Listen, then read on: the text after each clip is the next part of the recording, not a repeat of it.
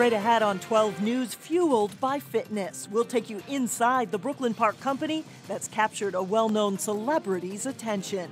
Plus, a 2013 legislative session preview. What are the key issues and what a top local lawmaker has to say about them. But first, Brooklyn Center's plan to unite neighbors takes off. 12 News starts right now.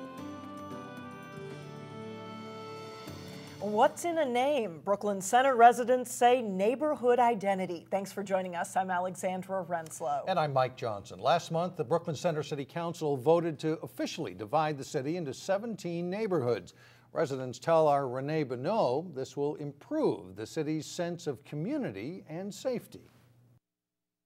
Raised 4 kids here. It's been a great place to be. For 41 years, Kay Olson has lived in her home across from Lions Park. She says over the years, as neighbors have come and gone, so has the sense of unity on her block. Unfortunately, there's been so much change, over the last few years that, that community feel is a little bit gone. That sense of community is what Brooklyn Center officials are trying to restore throughout the city by breaking it up into individual neighborhoods, each named after a nearby park or landmark. It's really something that was based on a lot of requests, and a sense of identity is what it really was about. People were unofficially using the neighborhood names about 4 years ago when the city started holding neighborhood meetings. After working with the Parks and Rec Commission and the Housing Commission on boundaries and other details, the city made it official on December 10th. It just reinforces the push city departments are making to better communicate with residents. They can address individual neighborhoods based on their unique needs. It's not just a police initiative, it's public works, it's what are we doing in your neighborhood as far as road construction and road projects, and it really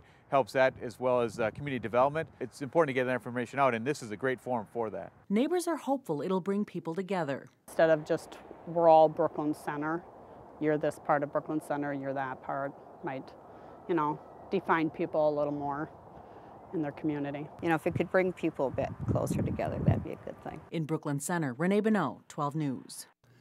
The new neighborhoods won't change the way Brooklyn Center police operate. However, Commander Tim Gannon says the sections will make it easier for police to identify different parts of the city. Brooklyn Park Police are looking for a man who shot and wounded another man early Sunday morning.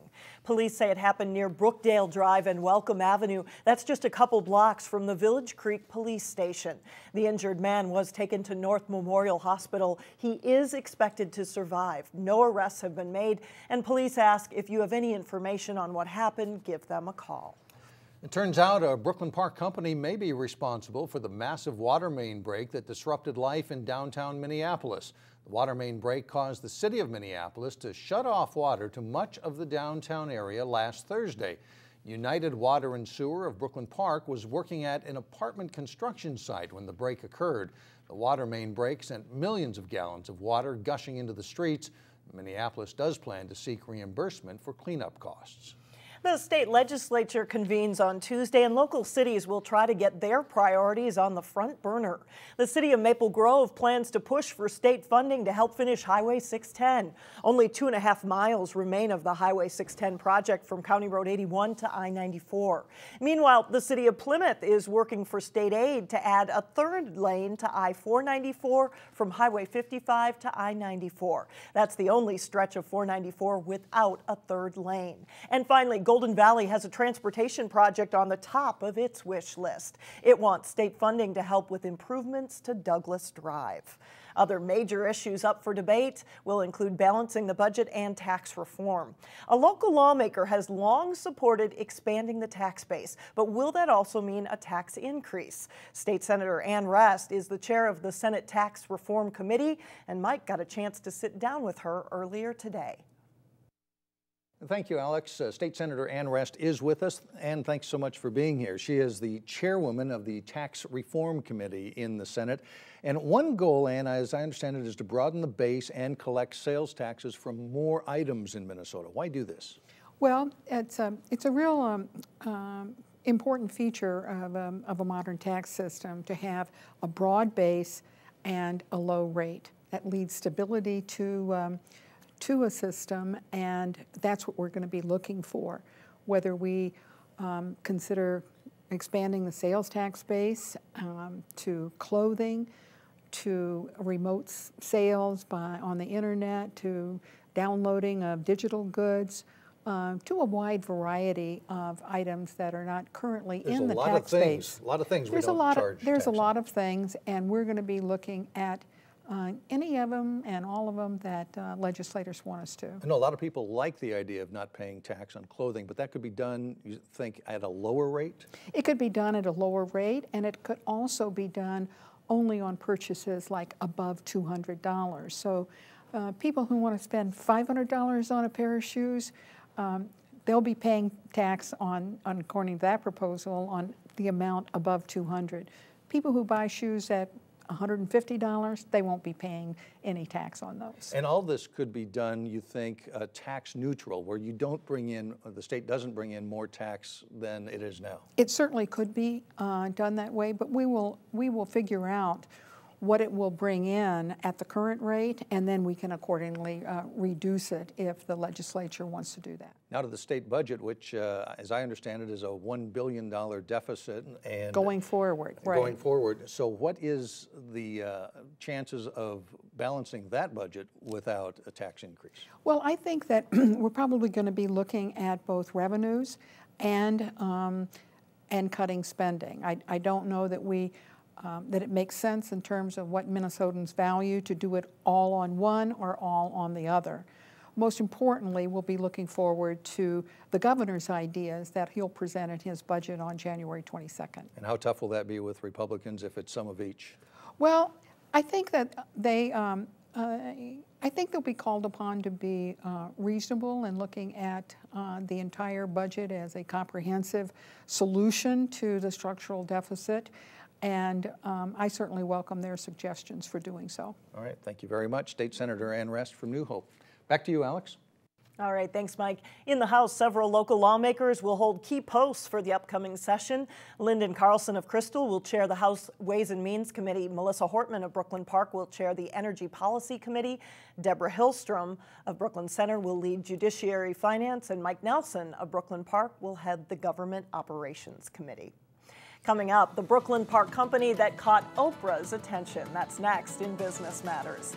And later in sports, the goals come early and often as Breck skates to a big win in boys hockey. But first, it's a look at your AccuWeather forecast.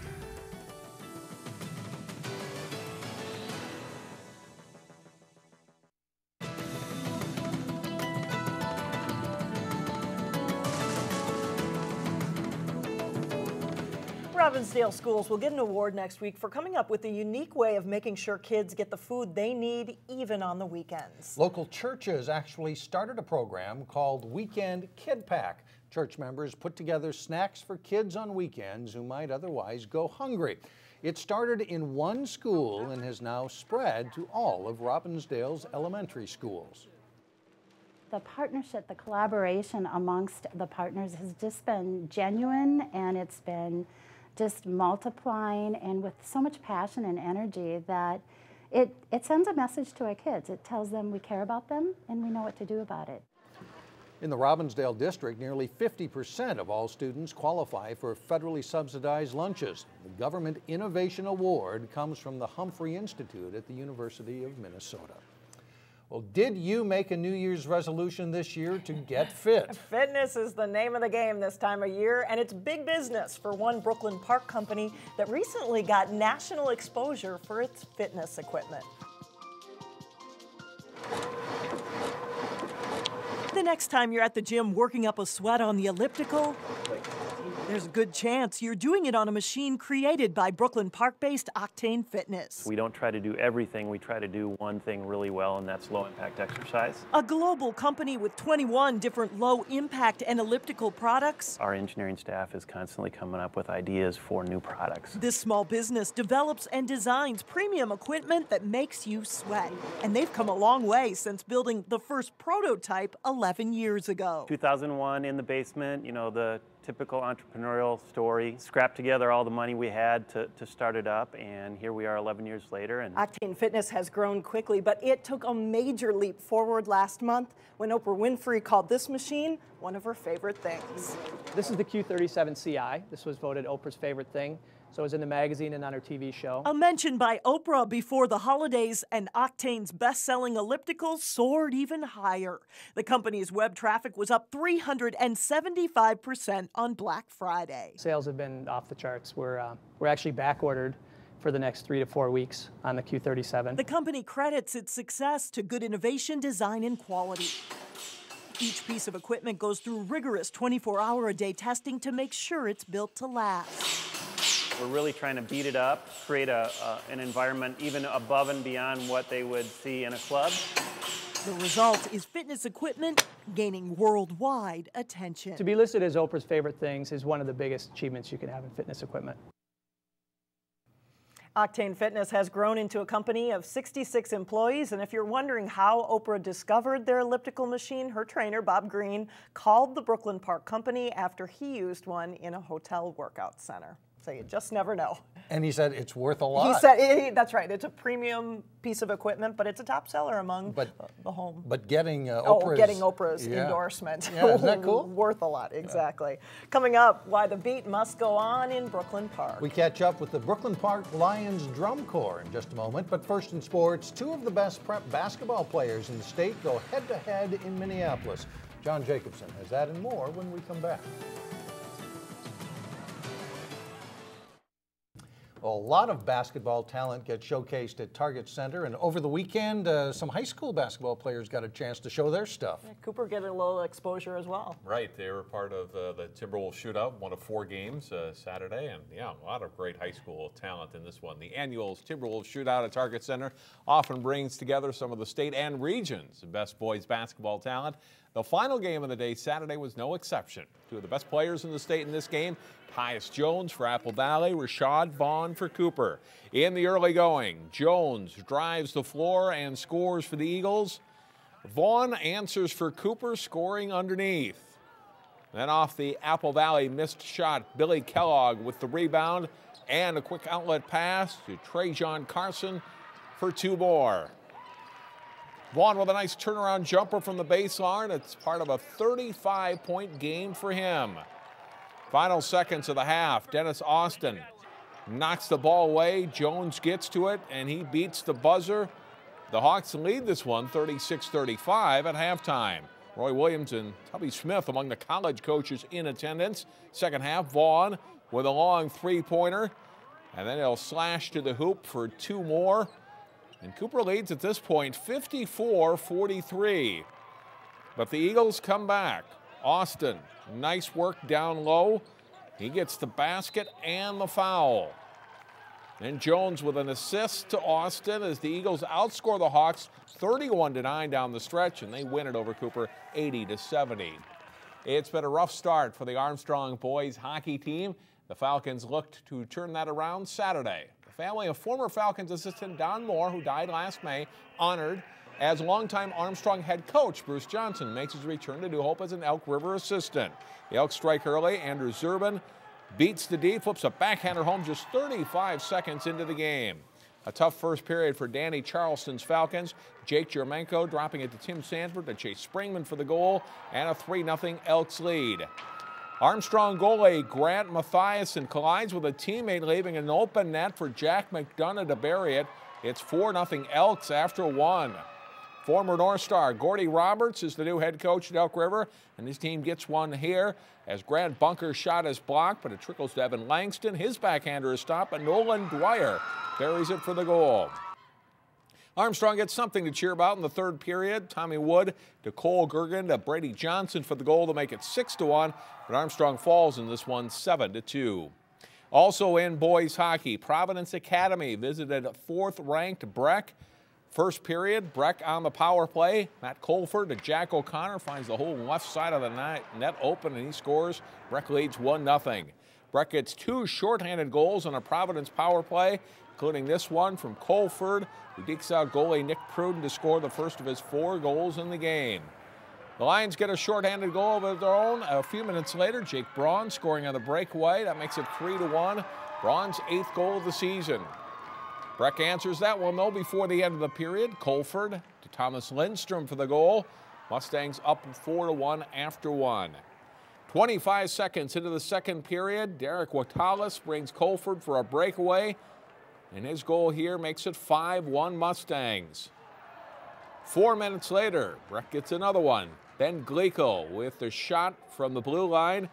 It's wide, but Michael Orkey gets the puck, scores on the wraparound to make it 6-1. Breck goes on to skate to a 10-1 win.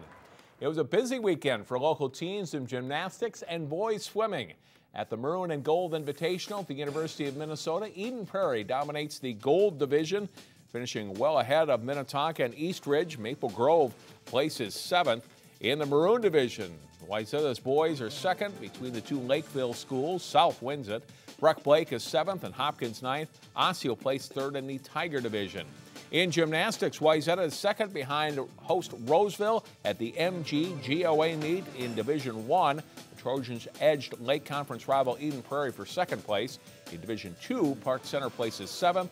Centennial, Highland Park, and White Bear Lake take the top 3 spots. And that's a look at sports for today. All right, thanks a lot, John. Still ahead, keeping the rhythm in Brooklyn Park. What has local kids marching in place when we come back?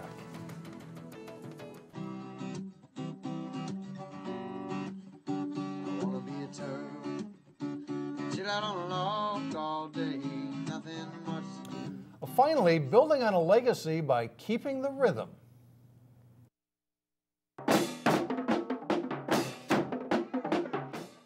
That sound would be music to the ears of the late Bruce Gurley, who founded the Brooklyn Park Lions Drum Corps. Now Bruce's brother is in charge of keeping the rhythm. Johnny Gurley says he was inspired at his brother's funeral by all the kids wearing Bruce shirts. Some parents were telling me that they didn't know what to do, how to do it.